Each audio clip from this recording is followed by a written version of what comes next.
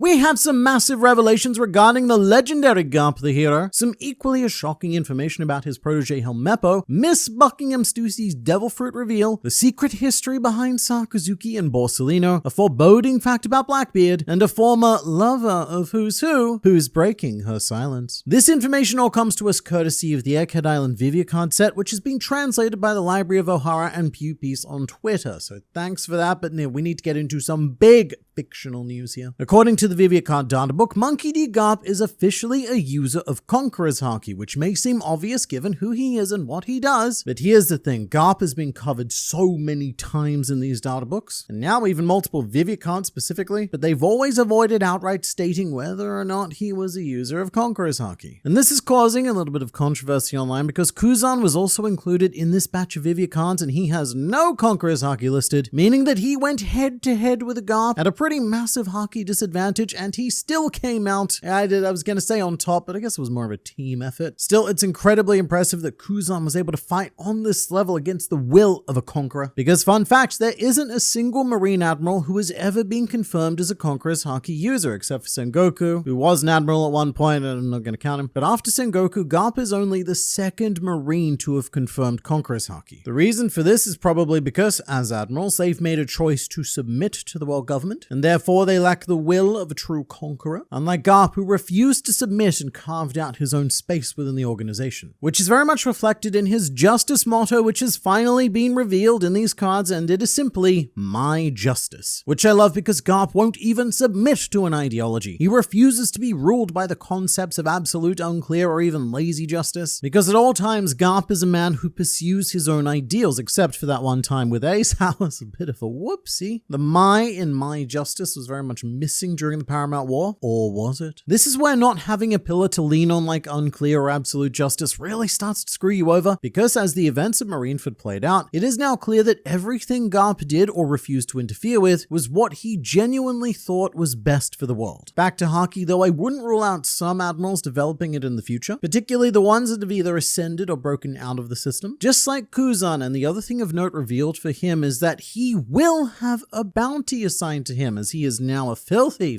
pirate. However, it's currently being debated and calculated at Marine HQ, and my guess is that it would likely be just over 3 billion berries, which is roughly the value of the OG admirals. And part of this calculation is likely due to the recent events of defeating Garp on Hachinosu. And so Kuzan could end up having a bounty that's much closer to Blackbeard himself and really approaching that 4 billion mark. 4 billion is quite the overwhelming number, and the world of One Piece in general can be quite overwhelming as well. Although, here's the thing about me. I find the outside world quite orally overwhelming. The sounds of your cars, your buzz, the babies, people trying to say hi to me, and me trying to pretend that I didn't see them. I don't want to deal with any of that. And thanks to the sponsor of today's video, I don't have to. Because Raycon's everyday earbuds come with active noise cancellation, something that I've never been able to find at an affordable price point until encountering Raycon, at least not one that maintains audio quality as well. But Raycon's quality rivals some of the biggest names in all of the audios and start at just half the price of the other guys. So they're already an incredible deal before you factor in their Black Friday offer of up to 30% off site-wide. I actually bought a pair for both my wife and myself because this is ridiculous not to, especially considering that they have a colossal 32-hour battery life. And, very importantly for me, they're sweat resistant. That's relevant because we're about to enter an Australian summer, which is like living in a massive oven that never gets turned off. And something that I love a lot are the new protective cases. Earbud cases are usually so frustratingly boring across the board, but Raycon gives you a whole ton of options to express your own personal style that I've heard it is you have. Or not, maybe I haven't heard it all, maybe I've been ignoring you with my noise cancellation, you'll never know. But Raycon are genuinely my go-to earbuds that I use every day, in fact multiple times a day, and it is time for you to save big for Black Friday by going to buyraycon.com/grandline to get up to 30% off site-wide. That's right, you'll get up to 30% off everything on Raycon's website when you go to buyraycon.com/grandline. So definitely check them out. But for now, it's back to you, me. But for our next trick, suspected vampire and queen of Suck, Miss Buckingham Stuy has been officially outed as a devil fruit user, and it's a surprisingly simple Zoan called the Bat fruit. So it's not the vampire fruit, although that's pretty much the effect it has when combined with a human, just because the fusion between human and bat is a very stereotypical pop culture depiction of a vampire. And this is the sort of fruit that I'd put into the same basket woven out of the straw of Basil Hawkins' fruit, which is a simple straw fruit, but it gives him access to to the art of voodoo, specifically the Waraningyo straw dolls. With that said, Stussy wasn't even originally meant to be a bat, and in fact, Oda tried to give her a whole ton of different Zoans. The Stussy sketches are pretty hilarious because you've got a couple of very bird-looking ones, but at one stage she was also going to be a panda Zoan, which I think would have been awesome. I love me some pandas. And at one stage, Stussy was also going to have a cat fruit, which reminds me of the rejected idea of Marguerite's cat Zoan fruit. I think it's clear that Oda obviously wants some sort of hot cat woman in the story at some stage, and I have no doubt that he'll make it happen eventually, but for today, we have Bat. We also have confirmation that Stussy was born on the Mad Slab vessel 36 years ago, meaning that she was successfully cloned 3 years after the God Valley incident. And I have seen it argued on the internet that this is a bit of a retcon, because when Stussy was introduced to us on Whole Cake Island, Dufeld made a joke about Stussy's age when she said that pudding reminded her of a younger version of herself. Dufeld did this rather snide.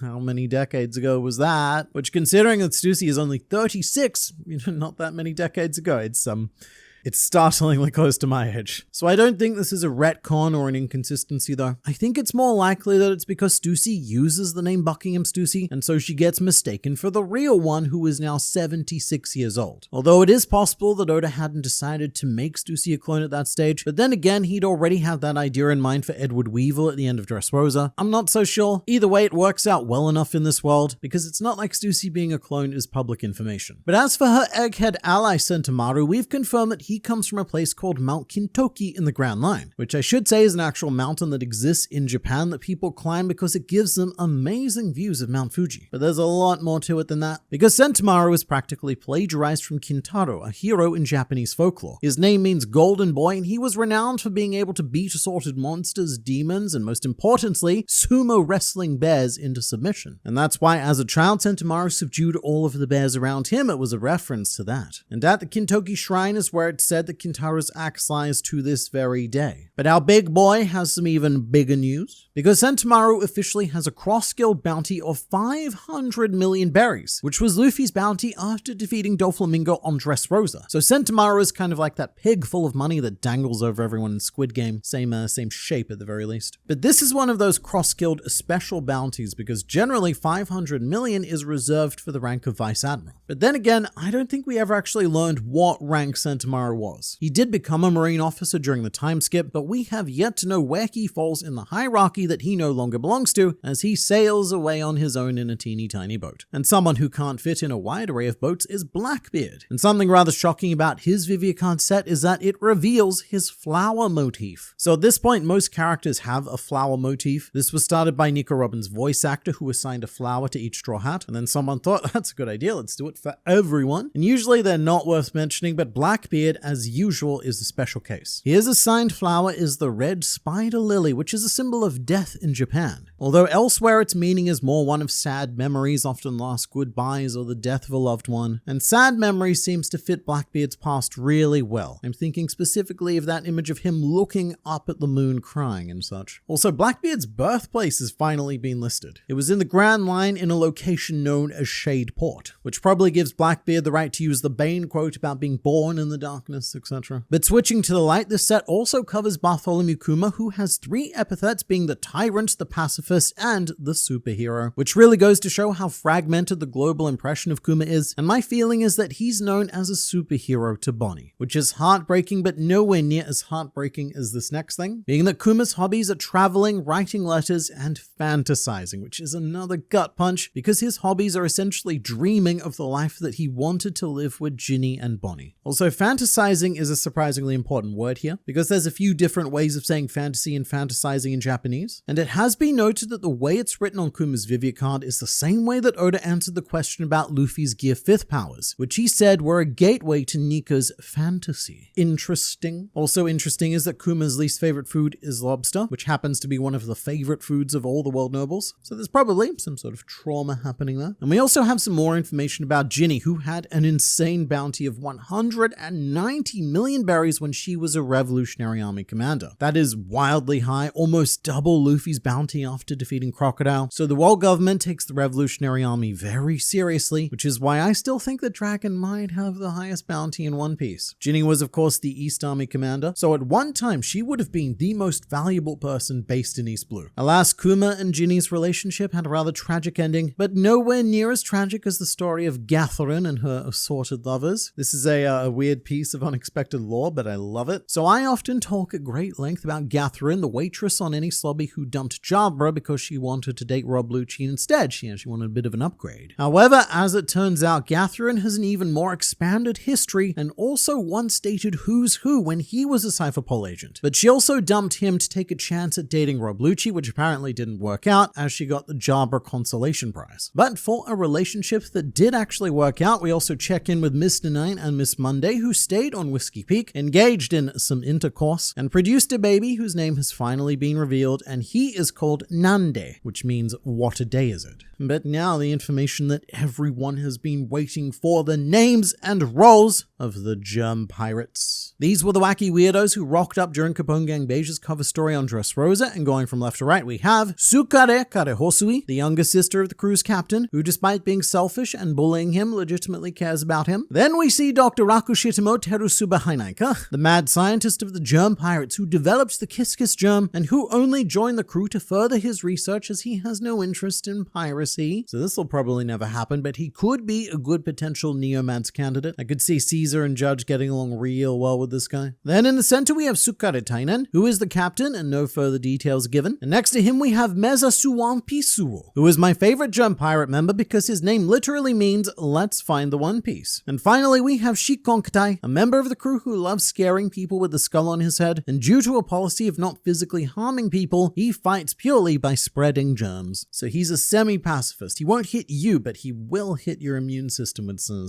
not good stuff. For some slightly more well-known characters, there was an interesting lore drop about Sakazuki and Borsellino, which is that they both joined the Marines at the same time approximately 32 years ago, and swiftly after became known as the Monster Rookies. So back in their day, they were part of their own worst generation. Although it probably wasn't known as that in the Marines. For them, it's like, they're the best generation. The Seraphim are also very present in this Vivier card set, and there's nothing huge here except for the Seraphim themselves, because my god in hell, they're tall. For example, S-Snake, by far the smallest of all of them, is 208 centimeters, which is actually taller than a fully grown adult boa Hancock. I knew they were big, I just didn't think they were that big. But what's very interesting is the confirmation that each of the Seraphim are able to use armament and observation haki, which is very relevant considering that haki is weaponized willpower, which is another hint that the Seraphim should eventually break out of the command system, because the Seraphim project just so happened to have cloned 7 of the strongest willed people in the world, and the Vivier card pack only includes the Aircat Island Seraphim, so we don't see Crocodile, Gecko Moria, or Doflamingo's ones, although I would assume that they all have haki as well, which would be pretty funny considering that Moria and Crocodile pre-time skip did not. And also, each of them are listed as their own unique race. So S-Bear is known as Bartholomew Kuma Seraphim, S-Snake is known as Boa Hancock Seraphim, etc., which I guess emphasizes that each of them really are their own unique existence. Meanwhile, Kobe's unique existence, if he wasn't a pirate, is that he'd become a preschool teacher, which is actually the same profession that Nami would take up, so I'd like to imagine that Kobe and Nami would be teaching at the same school. Kobe be damned though, because we have news regarding the much more superior Helmeppo. The only character who was shown completely nude in One Piece live action has a cross-guild bounty of a whopping 100 million berries, and I really want us all to just sit here or stand